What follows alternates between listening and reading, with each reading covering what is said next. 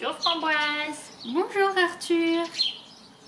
Tu sais, aujourd'hui, nous allons parler d'un événement extraordinaire qui s'est passé du temps où le peuple hébreu voyageait entre l'Égypte et la terre promise, le pays de Canaan.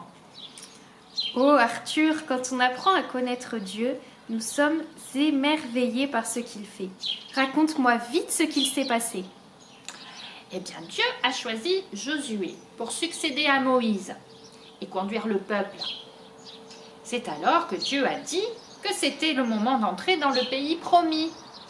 Mais voilà, il y avait des obstacles à franchir. Des obstacles, ah bon? Oui, il fallait traverser un grand fleuve qui s'appelle le Jourdain et il n'y avait pas de pont. De l'autre côté du fleuve, il y avait le pays de Canaan, avec la ville de Jéricho et des habitants qui ne connaissaient pas Dieu, des ennemis en quelque sorte. Oh, tu te souviens Arthur? Dieu a déjà ouvert un passage à sec dans la mer Rouge pour que tout le peuple puisse s'enfuir très vite devant l'Égypte et l'armée de Pharaon. Exactement. C'est une preuve de l'amour de Dieu pour son peuple, mais aussi de sa puissance. Eh bien, sur le bord de l'immense fleuve du Jourdain, Dieu a promis un nouveau prodige. Il a dit à Josué que les prêtres devaient s'avancer avec le coffre de l'Alliance dans le fleuve. Ah bon, et là, qu'est-ce qu'il s'est passé? Dès que les prêtres ont mis les pieds dans le Jourdain, les eaux se sont coupées et le fond du fleuve est devenu sec.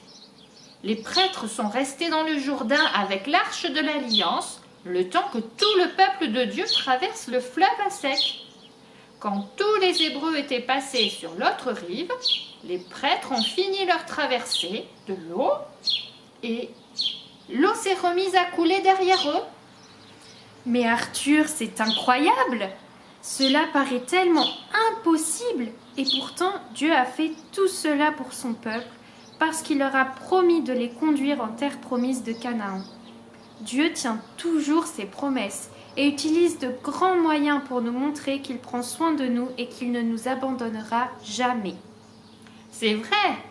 Et pour être certain que le peuple n'oublie rien de ce qu'il s'est passé, Dieu a demandé que chaque tribu amène une pierre qu'elle a trouvée au milieu du fleuve et d'en faire un monument là où le peuple campait. Il a aussi demandé qu'un autre monument de pierre du Jourdain soit dressé au milieu du fleuve, là où se tenaient les prêtres.